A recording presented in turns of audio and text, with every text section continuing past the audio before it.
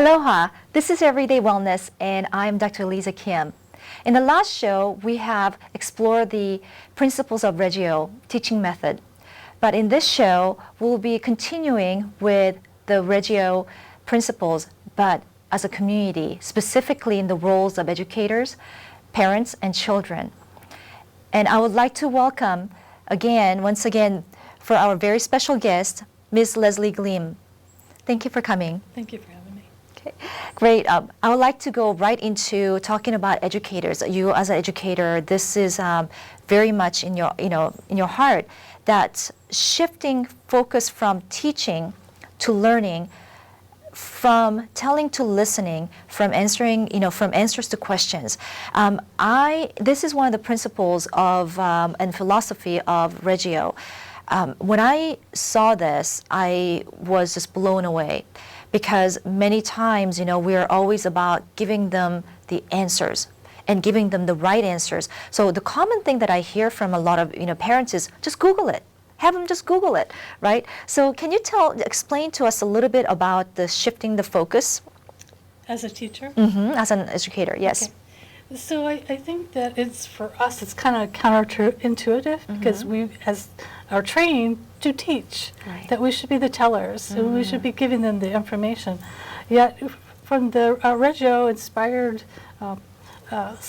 mindset, we see that the children do come to us already filled, and that for us, it's not about the teaching, but to learn from them and to observe closely and listen to their ideas and theories in it. And when we do, we grow as an educator, because we kind of leave our already perceived thoughts of what we think children are, what we thought we knew children are, and to come into know who children really truly are. The inside, their inward wants and desires and passions and thinking, which I think is hard for a lot of educators to do. Right. And so in a way, we become a facilitator, we become a documenter, as we listen to the conversations and we record them for the children so they can talk, to revisit later. So again, it's a very different way to approach education. Fascinating. So, when in Reggio, education is devoted not only as a product, but as a process. And this is not about just accumulating the knowledge of, knowing how to do things, but using the mind and the heart. Can you, how is it different, with this kind of mindset as an educator? So I think we look at the process not as a race to get to the answer, but as a journey to get to where the answer could be.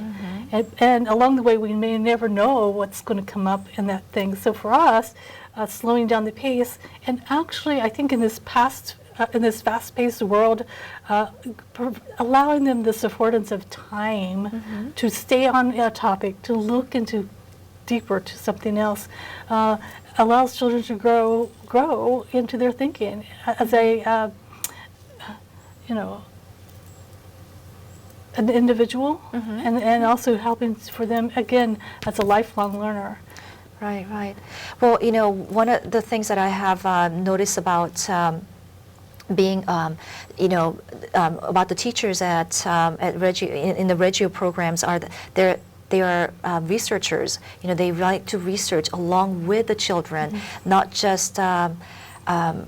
And I think I'm thinking that the research happens because of the process, not rather than getting to that point, A to B. Yes, you're right, and that part of that process is we also like to first they come to know something, but then a big piece of it is reflection, to think. To have that time to reflect at one point, and then come back and return again, which leads to rethinking and reinvention of their theories, the child's theories. So if we would rush through that, we miss those key points of learning that would not be there had we rushed through it.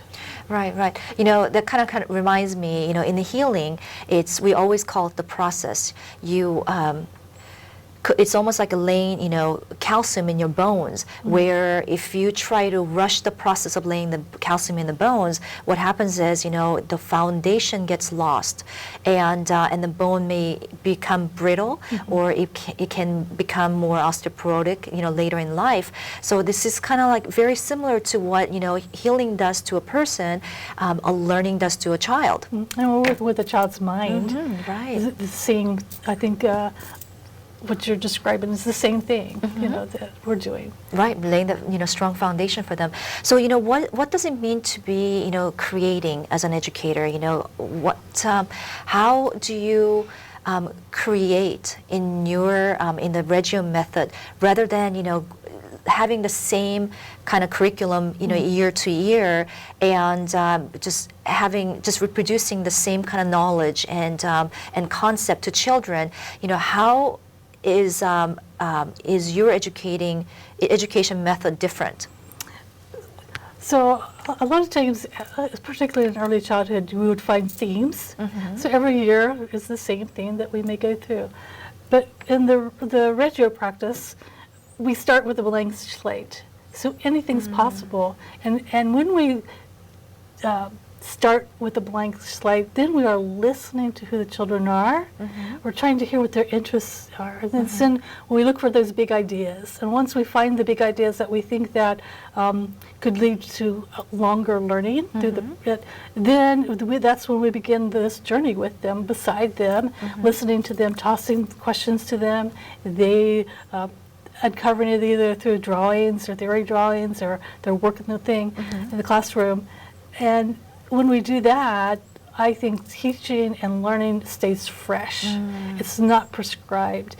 We don't know what's going. That sense of wonder and joy is always there, and every day that we open the doors with the children, because we don't know exactly. We have an idea, but we never know where the children's journey might take us next when we begin to talk to them and work with them. Right, and I think there's something in the Reggio, one of the things that I read is that children should not be given 20 keys, of piano alone, but, just as many possibilities as possible, but it's the teacher's obligation and their responsibility to know all the keys. And so then what's up and what's down in that symphony of the music. And I think that pretty much is what you're talking about as far as creating. Yes. We as the educator, we know where it could be. And a strong example is like a project that we had where a child came off the playground, and they simply said to them, "Whoa, what kind of wind was that?" And when we thought, oh, that's an interesting question. Why would they say, what kind of wind is that? Right. So when we asked them in the group meeting, they had 18 different ideas of the wind, or what wind it could have been. So that launched our project for a year-long project looking at the winds here on Oahu, which we may not have ever got to. We'd been looking at color sheets and stuff, but the children went into this very deep, rich learning of the different types of winds that are from the places that they have observed themselves. And we had an oceanographer look at their winds, and she said these 18 children were dead on the different types of winds. They didn't know the scientific name, but they had their own names, like the monster wind and stuff. So again, allowing them to construct their own curriculum. How powerful is that for a child to know that the teachers are allowing them to help shape what they're going to be learning in front of them? Yeah, and I think the viewers need to know those 18 children are preschoolers, right? They were. Yeah, I mean, so these are not like some older children who are coming up with these ideas, but preschoolers, who we a lot of times underestimate their possibilities and their potentials. And the more we look and listen to the children, we ourselves as teacher researchers are just amazed of what children do know. And we could never have framed where we would like to go. Where we think, if we would have went the way we went, it would have been never as rich as what the children provide for us. Right, and I think that's one of the things, Mid-Pacific is all about children first, right? And I know they pretty much, a lot of the education programs, especially in preschool, is driven by children, which is so, it's very fascinating, intriguing. Well, let's move on to the parents' role in Reggio. Well, the communication is one of the things that they always talk about, and having an open communication will build trust, and this builds relationship, and that pretty much, opens a door for, the parents to be involved in being able to create the community along with the teachers and, with children. Yes, as you have experienced, is that we do a lot of communication because we want you to see the children and what's going on. So we kind of think all of our communications, whether it's images or whatever, gives the parent a view into the classroom they don't often get to see, and they miss. They want to know what their child's doing. Right. And then we also have another layer of kind of expectations of our parents, because we want you to be part of the learning, so you can have a feel for what your child is experiencing in the classroom, and rather than being a observer, you become a participant in the learning process itself. And I think this kind of helps us as parents to have the same unity. Like one of the things that I know is that by being involved, my child doesn't come home confused, because what if, school's doing something different than what, I may think, I may have an idea of what I think is the right thing to do to teach him. And I really, that whole involvement changes the whole dynamics of what happens at home as well. And I think, this gives more stability and safety for, in child's mind. And through the communication, it allows you to have deeper, meaningful conversations with your son or children that come home, so you know what has happened, and you can ask them, instead of fishing for what happened, you know what happened, and you can have these meaningful conversations, and he knows that you know. Right, which is interesting. As a matter of fact, it's kind of funny because a lot of times I'll know ahead of time before he even comes home. So then I'll say, make a comment about his day, and he goes, "Did you see me? You can see me from that far away? Or can you hear me from that far away?" And I thought, he just makes me laugh, because that's, to him, that, I'm like, it's like magic.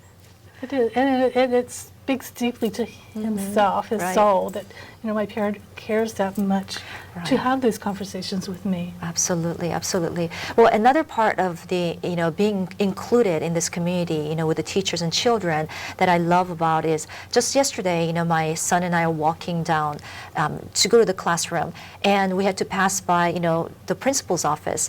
And interesting enough, he just stops, because her door is always open, and she sees that, she's in there. He sees that she's in there. So he stops, and, he goes in, and he just starts to tell her about his morning.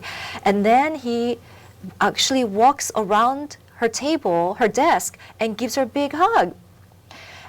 And I remember, at that moment I was like, wow, I couldn't have done that, because I feared my principals, I feared my teachers. And to know that my son or my child is nurtured and loved and accepted for who he is, makes me want to be more involved as a parent. And also, in his mind, that these are not people to be feared. So that if I would have a problem, I could go in and talk to the principal. I could go talk into whoever it was.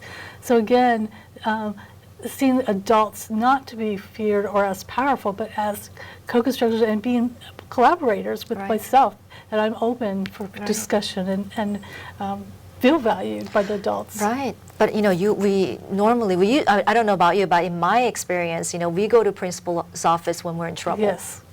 That's the only time that, as a matter of fact, I think, unless you get a huge award or something, but mostly when you're in trouble. You often don't. And I have, I think we all have that little fear. So often parents have the fear of teachers the same way, because they had a bad experience, when I saw when the teacher talked to me, I was in trouble again. Right. Moving past that. Right, right. Well, let's move on to the children. And the children become the creative thinkers when they're learning in environments using the constructive approach. So can you give us a little background on this constructive approach? So it stems from Piaget, and the Reggio approach kind of moves from that and calls it social constructivist. So that comes where that collaboration and conversations is so important to the principle of that. But we looked at children have that ability to construct their own meaning, their own ideas and theories and that. So we highly value what we call divergent thinking versus the other where we're filling up with questions and wanting answers. I say that any child can learn to read. However, not every child learns how to think. Ooh, which is probably the most, if you learn how to think, it'll take you so far in life in whatever road you want to go into. But I think that's the piece that I really appreciate about it. Wow, viewers, if you didn't get anything out of this show, this is one thing that gives me the chills, it gives me the goosebumps. That was deep. I really, I think I can take that piece with me. And because we're always, as parents, we're concerned about, his mathematical skills or reading skills, especially if a child is behind. But this is an interesting concept about the creativity, is that in my office, since I've been exposed to the Reggio method, one of the things I've done is I've cleaned up all the toys, that the children can come in and play in my office. I have quite a few, pediatric patients, and I have this little box that it's just big enough to have some cups, like color cups, and some dominoes, blocks, and then, it'll have some animals, like dinosaur and some other farm animals. And it's interesting when all I need is about 10 minutes with this box, and I give it to them and I said, okay, just go crazy with it. And the kids who have a lot of children with imagination and creativity, they can play with this for hours at a time if I let them. And they will have a story that's made up, that is just the coolest thing. But within about 5 to 10 minutes, a child who only knows how to do a linear thinking, they are bored. And that's, I know, from there, what kind of approach I need to take with this child and in what areas I need to strengthen them, and it's helped me a lot in my office, with dealing with patients. And we don't, learning how to be a thinker, it does take time, so we can't expect it to happen overnight. So we try to, in our classrooms, cultivate that over time, because we know that the child who came to us at the beginning of the year is not the same child who leaves us at the end of the year, because it's this fluid change. There. I think sometimes that's another, I think, difference between how we approach children and how mainstream education may. Right. Yeah. And when the learners are given the freedom to think and to question and to reflect, and they are able to interact with ideas and objects and with others, as in a group setting or as a community, this definitely means a lot more to them, because it inspires them to learn, rather than just simply motivate them to learn. Yeah, so that learning comes intrinsically versus being somebody else putting it upon you. So when you have that kind of motivation, then every day is a new day for you. And often in our classrooms, we don't change the materials out a lot, but we have a lot of open-ended materials like the blocks and stuff. So every day, children are going into the block area, and some parents become concerned. Well, my block is always, but the child could live in a block area because every day is different. They are learning different parts of math, communication, reasoning, with all in that one area. So I tell them not to worry about where, but it's that process of learning that we are instilling in them, no matter where they are working at in the classrooms. So, we live in this society of, pushing the academics or, certain sports, and we make them to become, to accomplish, to be somebody, well, maybe they do want to be, but somebody they don't want to be at some times. So how do we find that balance as parents, with children, who really, as parents, you want to push them, but you don't. You know what I mean? So where is that balance? Well, I think when you come to the realization that they're fine, that they're all going to grow, but we do know from research that certain ages that like children don't really read well until 7, so they have to have that time to allow their minds to grow, and through the thinking that divergent thinking. So when the academics do come to them, they're ready, and they're welcoming it. But they haven't been thrown down to them when they're 3, so it's a new, fresh joy for them. Right. Whereas the play and the experiences that we allow them to have when they're younger, that's what they need, that time to grow and to wonder. It's they're so fortunate, some of these children who are exposed to these kind of learning methods. Well, children communicate with their gestures and their eyes and their expressions. So, and another thing that I always think is that they express themselves through their cries and their laughs. And for some reason, as we get older, we tend to lose that. Especially that the laugh that children have, that contagious laugh. I don't see any adults who laugh like that any longer. So how do we allow them to continue to communicate this way, through their eyes and gestures and expressions? I think as parents, if we stay open to all these languages, that they're expressing themselves through the clay, through the drawing, through the blocks, through that, and not say there's only one way to communicate and it has to be paper and pencil, then I think as parents, if we start looking and observing our children closely, you begin to see those little learning moments, like when the child picks up a block, moves it to another place, and then changes his mind. You can see it. So right there, that was high-level thinking. It just happened in front of us. So they don't always have to do all these academics and stuff. We know that it's there within them if we just take the time to observe and to watch and honor that time for them. And so because of this whole honoring process, that I know that when in Reggio methods, when you see the children with special needs, they actually refer them to as special rights children. And I think this is a pretty phenomenal concept, because the focus is not only on what they cannot do, but on the things that they can do. So we're not limiting them from being able to explore their potential. And it goes to that image of children. So if we're looking at the image of trying to find what's wrong, we're not seeing what's right.